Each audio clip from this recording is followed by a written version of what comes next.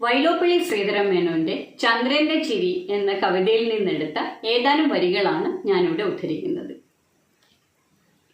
ചൊല്ലിനാളന്തർജനം നാഥനോട് അരിയിട്ട വെള്ളവും കാണാതല്ലോ രണ്ടു നാൾ പോക്കി നമ്മൾ. സഹിക്കാം നമ്മൾക്ക്, എന്നാൽ ഈ കുഞ്ഞുങ്ങളെ കാണെ ദഹിച്ചിടുന്നു മനം പാതിരാമയക്കത്തിൽ. താളുപോലിവർ വാടിക്കിടക്കെ പേടിക്കുന്നേൻ, നാളെ നിർഭാഗ്യം മൂർച്ഛിച്ച് ഉണരാതിരുന്നാലോ. കട്ടിലിൽ പ്രതിമ പോലിരുന്നു നമ്പൂതിരി, കിട്ടാനില്ലിനിയൊന്നും കടമായിരവായും. നേരമോ നടുരാവായി, എന്നാലും അകത്തുള്ളോർ ചാരെ വന്നിരുന്നോതി ചൊല്ലാമൊരുപായം ഞാൻ. ഈ അയൽപക്കത്തെ ജന്മി നായർ തൻ തൊടിയിങ്കൽ കായമൂത്തോരായിരം നേന്ത്രവാഴയുണ്ടല്ലോ. കണ്ടുപോകില്ലാരും, ചെന്നൊരു കുല വെട്ടിക്കൊണ്ടുപോന്നാലോ. വേവിച്ചിപ്പോഴേ ഇവർക്കേകാം.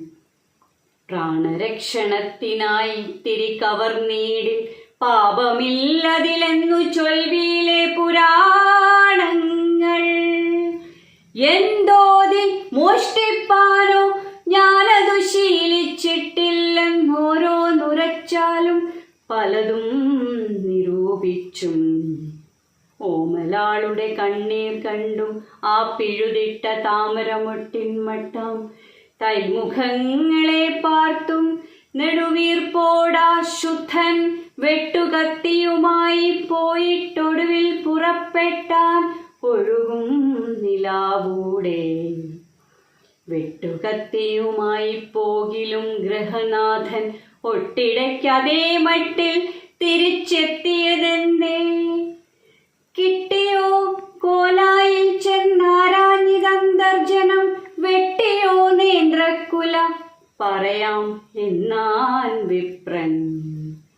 പിടയും മനമോടെ മുൾവേലിപ്പടർപ്പൂടെ തൊടിയിൽ കടന്നു ഞാൻ മൂത്തൊരു കുല നോക്കി. മടവാളുയർത്തുമ്പോൾ ആരത് വാനത്തിലെന്നടവാകവേ നോക്കി ചിരിച്ചു നിൽപ്പൂ ചന്ദ്രൻ. നാണമായി എനിക്കെന്റെ സാവിത്രി, മാനം കാത്ത് ഞാനിതാ പോന്നു, ഭാഗ്യം കണ്ടില്ല വേറിട്ടാരും.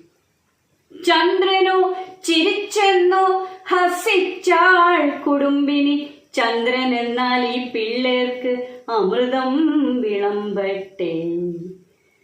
പുകയും വിളക്കൂതി കിടന്നാൽ ഇരുവരും, ഭഗവാനാപത്തൊന്നും പറ്റാതെ തുണയ്ക്കട്ടെ.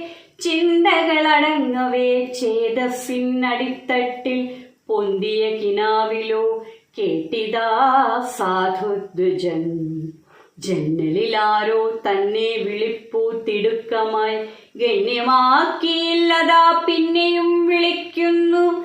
വിളിച്ചു ചൊൽവു വാതിൽ തുറക്കൂ തിരുമേനി. വെളിക്ക് മുറ്റത്തെഴും വരിക്കപ്ലാവിൻ ചോട്ടിൽ അങ്ങയെ പ്രതീക്ഷിച്ചു കിടപ്പുണ്ടൊരു വസ്തു. അങ്ങു ചെന്നെടുക്കുക മംഗള